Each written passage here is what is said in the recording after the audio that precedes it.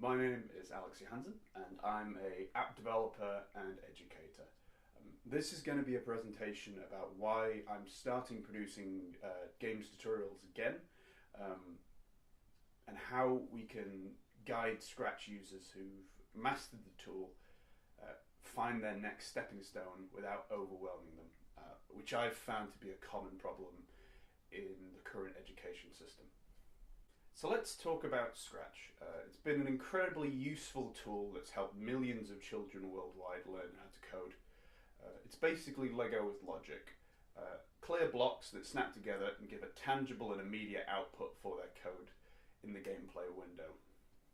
Over the years of teaching I've done, I've been extremely pleased with the progress that we've made in schools to introduce Scratch. Compared to when I was at school, code literacy was in a dire situation. Even up to higher education now, there are still students graduating from institutions across the country at the highest level that don't even have a basic understanding of code. My main issue comes from the opposite end of that discussion. What I've experienced is when speaking to younger students, they've mastered the tools that they've been introduced to, and they don't really know where to go next. There's a lot of workshops and programs that get kids learning significantly more advanced tools and move them away from these kind of childish coloured blocks. The problem with that is that there's such a huge void from the interface of something like Scratch to an industry level tool like Unity, Python or Unreal. I should mention that I do appreciate that Unreal does have its scripting tool blueprints for visual scripting. I think that's worth commending. It's just really hard for a student to be taken from visualizing something like Scratch to something as extreme as Visual Studio. This isn't an unusual experience, and I've found it alienates a lot of kids. It's such a jump, and what it tends to lead to is the stunting of progress of kids, trapping them within the constraints of Scratch. This is often contrasted with exclusionary elitist responses from programmers with suggestions to just get good, and there's no easy way around learning to program. I think this is utter nonsense. The number of kids using Scratch worldwide is a testament to that not being the case, and there has to be a better way than shoehorning students into industry level tools right out of the gate. We should be focusing instead in finding transitional tools that can bridge that gap. Having taught kids from 7 all the way up to 24-year-olds over the last 6 years, the best fit that I've found for that first step away from Scratch has been Stencyl. Stencyl is very similar in visual structure to Scratch. The key differences I've found have been the ability to compile and export to various platforms. So in my case, I export to mobile. You can also do it to desktop and to browsers. Unlike Scratch, you have the ability to implement things like physics, multiple scenes, a camera that you can move around, and the ability to create and destroy actors beyond the scene window. The other feature that I should mention, which helps bridge that gap, is the ability to view the written scripts beneath the coloured blocks, which you can achieve, I think, using Control and J. And with that, you can also write your own script as well. When I've spoken to students about this tool or introduced them to it in class, I often see their eyes light up and they yell, "This is just like Scratch." Contrast this with the often confusion and panic that I've experienced of kids being presented with something like Visual Studio. I think this is a much easier step up. I should emphasize, this isn't to say that Stencyl is the go-to and permanent tool for these Scratch users, nor do I think that resources like Unity aren't fantastic tools. I myself am currently transitioning to GameMaker Studio because for me, Stencyl has been an essential tool for the last 7 years, but like the Scratch students, I need more from my game engine. My personal suggestion for how we would get kids moving forward would be to begin with Scratch as block-based code. From there, move to Stencyl, which has a similar visual script, but with the ability to compile. From there, move to Game Maker Studio, where you still have the visual coding, but combined with Game Maker language. And I should emphasize as well the constraints of 2D. Finally, from there, move on to something like Unity, Unreal, or whatever scripting tool or engine they want to use. In that situation, I would be comfortable knowing that they had the knowledge and confidence to make that jump. So where does that leave us? This channel is going to be taking you through the first and second step.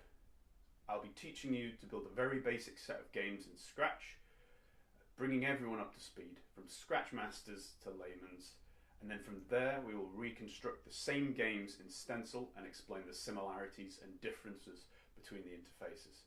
And we will transfer that workflow into Stencyl and get you closer to industry. Other than that, there's a couple of things I just want to go over that I want to make crystal clear from the offset. First one is my personal experience and the shortcomings of those. I have released and built my own apps commercially. I've probably had around 2,500 hours of classroom time teaching infants to industry all the way across the spectrum. I've had 2 years lecturing at Huddersfield University, writing and running my own studio module, in which I taught first years how to build their first ever games in Stencyl and Unreal. Having said all of that, I do not have a professional background in programming. I just want to make that clear, as whilst I do have plenty of experience building games in education and industry, my conventions for writing coding games make functional games, but I can't verify if they're the best coding practices. I'm always looking at ways to improve my skills and in turn the content that I provide to you, so please don't hesitate to get in touch if I'm doing something fundamentally wrong. My main focus of these tutorials is getting people engaging with these tools, and then from there they can hone their own knowledge and workflow. Another point, I'm going to be running these tutorials primarily from my Mac. With that in mind, there will be a couple of shortcuts that may be different. Other than that, Stencyl is pretty similar across the various platforms. One key difference that I'll be referring to is the command key. For Windows users, that will be the control key. Any of the specifics I'll go to in the tutorials in question. One point that I've brought up for students in the past, and is a general rule of thumb for tutorials on YouTube, your time is valuable and you don't need to listen to me speaking my general tone and speed of voice. Go to the settings on YouTube, speed up my voice to either 1.5 or 1.25 to get through the tutorials faster. These will often be long videos and you don't need to waste time if you don't have to. At the end of all my videos, I'm going to make sure to highlight this anyway, but you'll find the resources I've used in the tutorials linked in the description. I'm going to be storing these on itch.io, where you'll have a playable version of the game in the browser, and at the bottom of the page you'll have the resources that you need to get started stored there, along with links to the various tutorial videos. Another thing that I want to mention, which I think is incredibly important, is that this is not exclusively for Scratch users. Whilst it will be useful to have that primary knowledge, I'm going to be writing these so that anyone can pick up the skills and learn how this stuff works. After a certain number of tutorials, I will start scaling back the amount of Scratch and we will focus forward towards Stencyl. Furthering the discussion of inclusivity, these tutorials are as relevant to kids as they'll be to adults, developers and students. This will be written to be compatible for kids primarily, but by proxy should be usable for adults. I don't want to exclude these groups, as I know that there are many people out there in industry or post-graduation that have been let down by their courses, having never learnt to program. I want to reach out to these individuals and give you a starting point. I should also highlight that I've altered the content of my original tutorials I produced to make them more gender neutral, so that girls and women feel more welcome in following these tutorials. There is a huge shortage of women programming in the games industry, and I hope that these tutorials can help contribute to improving that situation. For the release of content, I'll try to put up a tutorial series once a month. I'll be primarily funding this through Patreon. I don't want ads in the videos, as I find it frustrating when I've run workshops and classes in the past, having the content interrupted by advertisements. It doesn't have a place in the classroom, and that's why I'm funding it through Patreon. I'm not expecting any funding coming through it yet. Any donations would be massively appreciated. if you want an alternate way of funding me or supporting the project, you can do that through the games that I release. So I have several games on the App Store that I would really appreciate a rating for, or the sharing or the purchase of ad removal in those games. They're free to download, so check them out.